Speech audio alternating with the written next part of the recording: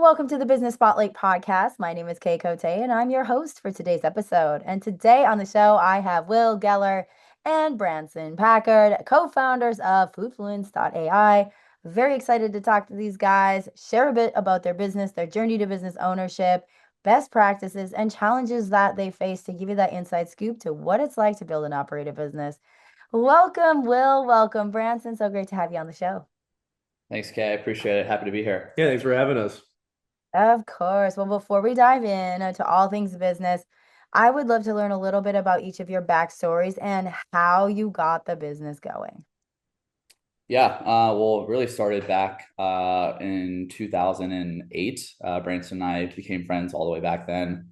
And fast forward about 16-ish years later, we met again after a brief hiatus in college towards the end of school, got together and started working on this business originally called Story It, which was helping local businesses kind of get content for the restaurants, salons, all that kind of stuff. And ended up getting us here to FoodFluence, which we're working on now. Very cool. So, how about you, Branson? A little bit about you.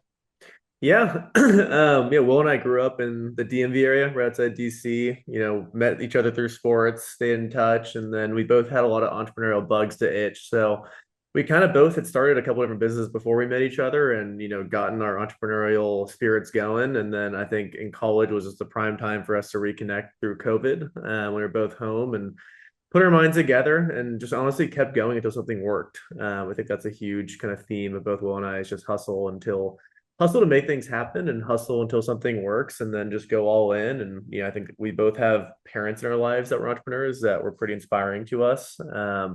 And definitely, took inspiration from them to build what we have now.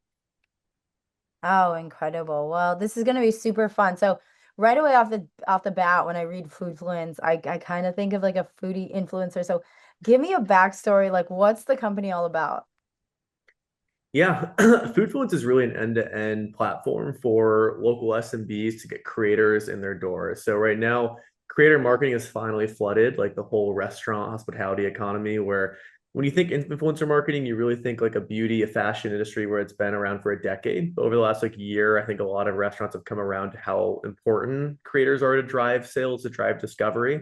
And so we really wanted to give them an easy way to harness that and control that without having to necessarily spend a lot of their budget. We know they don't have the budgets as like large companies do. And so our tool will automate end to end. So when a restaurant comes onto our platform, they'll tell us what kind of creators they want to work with, what type of content they want to get for their business, what their budget is, whether that's like a comp meal or it's $1,000 a month, whatever that might be. And then our platform will go ahead and discover on a zip code level creators around them to invite in to get content for their business and then track everything out to performance and then ultimately to payouts as well.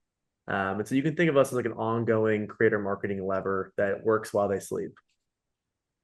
Oh, that's very cool. Well, I'm excited to dive in more. I like the influencer world and I like food. So this is going to be a great conversation.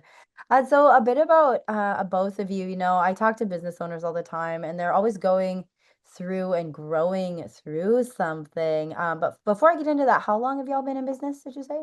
FoodFluence has been a market for about a year and 7 months now. And prior to that, we've had a series of startups. Okay, awesome, awesome. So you're almost 2 years in. So Yeah. what is something each of you are like growing through within the company? It could be like a new season, a challenge, a new leveling up. Yeah, what are you going through right now? I would say personally, just the use of AI outside of kind of the platform that we run, implementing it into kind of all facets of, sales, marketing, communication, and really just watching that whole kind of scene blow up over the last, year and a half, 2 years, and just how people are really utilizing it, in their daily lives. We obviously use it in pretty much every facet we can, whether it's communication or reporting or anything like that. So just trying to find new ways to make everyone's lives a little bit easier with AIs, kind of something I've personally been growing through. And it seems like I just can't get enough that pretty much every day something new comes out and we're kind of running around just figuring out what works and what doesn't. So it's been a challenge, but it's been fun. Definitely. Yes, the world of AI is, I could see that being hugely influential in your business. Yeah. And oh, go ahead. No, I think Will nailed it. I think we're trying to implement AI in every way possible, but also I think just going, we went 0 to 1 and now we got to go 1 to 2. So devising systems would be, I think, another big piece of our growth and trying to work through during this season. Oh, let's dive into that because systems is like that's a huge part of business. Like, what is something you're working through currently, like with systems? Like Yeah, I more. think we're trying to diversify our channel mix right now. Will handles a lot of our outbound and just like that with like go to market engineering every piece of how we approach leads. And I think first year was really just a modge podge of growth, trying to figure out just trying things until something worked, until someone closed, till we saw growth rate increase. And now it's we need to be able to build a consistent growth rate and continually grow that day over day. And so I think we're trying to add more organization to our complete funnel, but as well as other pieces of the business as well, right? From monitoring our cash flows to monitoring labor efficiency, every piece we're trying to add a system around so we can actually monitor. And that's honestly where a big piece of what Will mentioned is AI is coming in to help us monitor that. As a small startup, we don't necessarily have the capital to go hire 20 people. And, luckily AI is around. So we're devising systems and monitoring almost around every piece of the business right now. Awesome. Okay, is it you two? Do you have any other employees right now, or is that something you're Yeah. Yeah, we one of our big like our head of growth is his name's Grant. He has been also helping us diversify channels and just leading the front lines of how we're gonna double this year. And then of course we have a couple different engineers and customer success people as well. We have two full-time customer success. okay? Incredible. Now, when it comes to the systems and processes, what is it like? What happens if you don't figure it out in these next 6 to 12 months? Like, what are your goals with it in this next year? Yeah, I mean, we want to at least double this year. Hopefully we would triple or 4x. I think that's kind of the pressure now of AI startups is you're expected to hit this exponential growth. And so, I mean, that's the purpose. We want to scale without necessarily having to add headcount, but also just scale to hit our growth goals in general. We love what we do, and I think we've just scratched the surface of what we're capable of, and we've been able to bring on mom and pops. We're going to bring on global chains, and so now it's just trying to keep multiplying that day over day. Definitely. Now, looking at where you go, you kind of like went through the next year. Where do you see the company going in the next 3 to 5 years? Like thinking the big picture. Yeah, that's a great question. I mean, on the FoodFluence side, I think FoodFluence can, garner more market share across the globe. I think food influencer marketing and overall just the content needs on a day-to-day basis of food and bev businesses are going to keep growing. So FoodFluence will keep scaling. And then we forgot to mention, but we're launching another product soon here called localcreators.com. And the way to think of localcreators.com is just a more public facing marketplace and it's also industry agnostic. So you don't necessarily have to be a food and bev business. And really the goal of that is going to be to make content purchasing for your business or brand as easy as buying like a t-shirt on Amazon or booking a TaskRabbit. So between those two, we have our work cut out for us and scaling both of those. But ideally in 3 to 5 years, FoodFluence is like the go-to tool for creator and content marketing for brick and mortar hospitality, food and bev, CPG. And localcreators.com becomes this widely accessible marketplace for any brand or business around the world to just go buy content like they'd buy anything else online. Mhm. Very cool. Now, when you think about your business and it's running smoothly and growing towards that goal and doing everything you want it to do, what does that do for each of you? Definitely makes my life a lot easier. That's a lot less questions that I have to answer and a lot less AI usage, I guess I would say.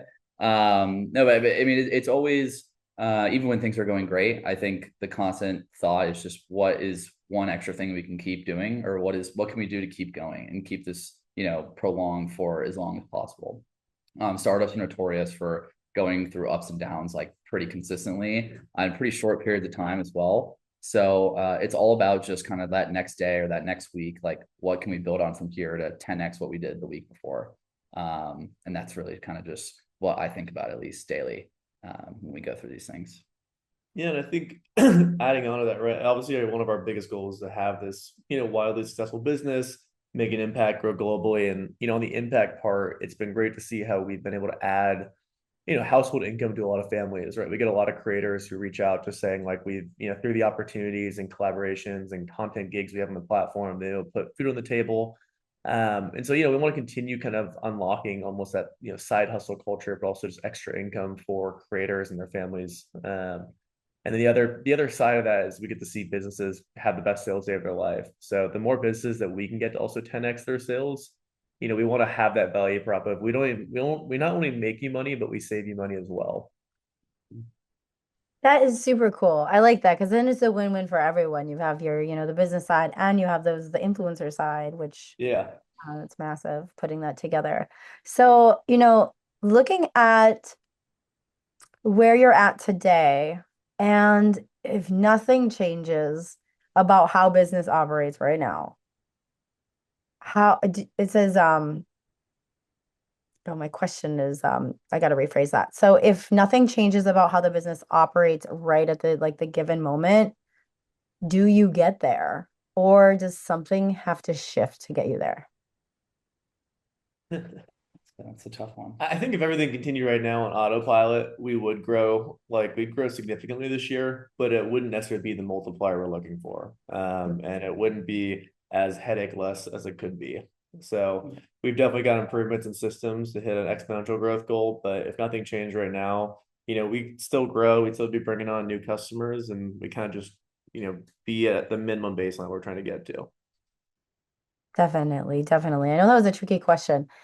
So like when you imagine the version of the business that finally works in the way that you wanted to, what does life look like for both of you outside of the business? I mean, it's not much different. We are best friends, so we do see each other basically 7 days a week. It's definitely a little bit less work talk on the weekends. But in a startup, like it's 7 days a week, 365 days a year. So we've gotten pretty used to that, but we both have our personal lives.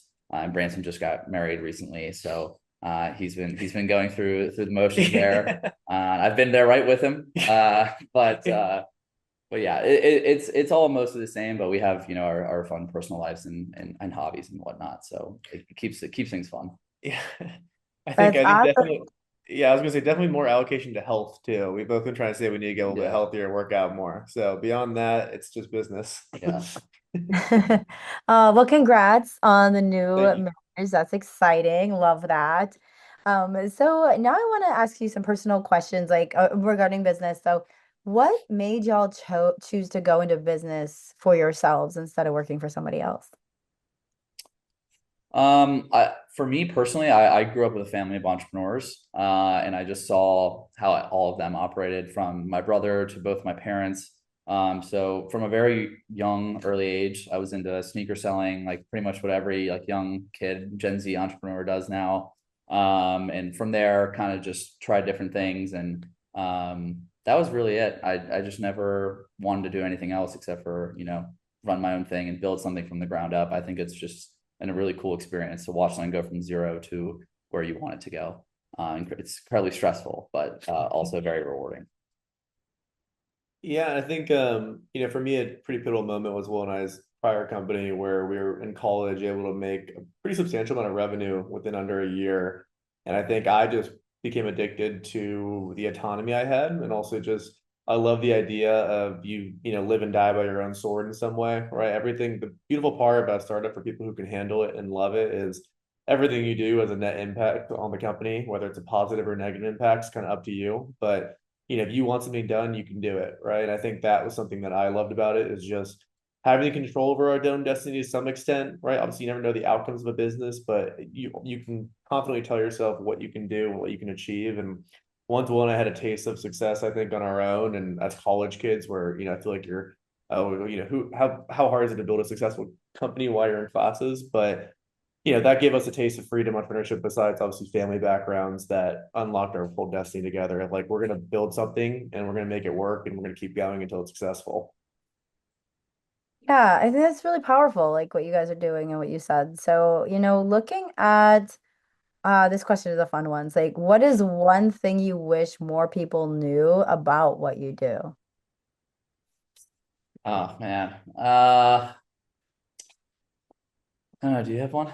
I mean, I think, you know, lately it's changed. We've had a lot of market factors shift our direction, but I would honestly just say like how important creators and content are, right? I think again, like industries like beauty and apparel and cosmetics, like they understand like how one video can make an entire sales quarter, an entire sales year. But when you're dealing with brick and mortar operators, and it doesn't even matter what size you are, whether you're a 1 unit mom and pop or you're a 20 unit growing chain, like I think it took a long time for them to understand like content and social media is where all the attention's at right now. And you have to be showing up where all the attention is. And despite that being a pretty fundamental truth, and I think as obvious as this to me or Will or yourself, like it just took a while for that education curve to finally take place. I think a year ago, maybe 1 in 5 restaurants, hospitality concepts would have a mention of a creator or some sort of creator content in their socials. And now it's like 3 out of 5 or 4 out of 5. But I still think there's a lot of education to do around the US and also other countries on just how impactful creators and content building that flywheel can be for your business and its overall growth. Definitely. Yeah, that makes so much sense, especially I've seen it on the rise too with Yeah. especially around here in Austin. Like I Yeah. Mhm. follow the foodies to get ideas of where to go. Yeah.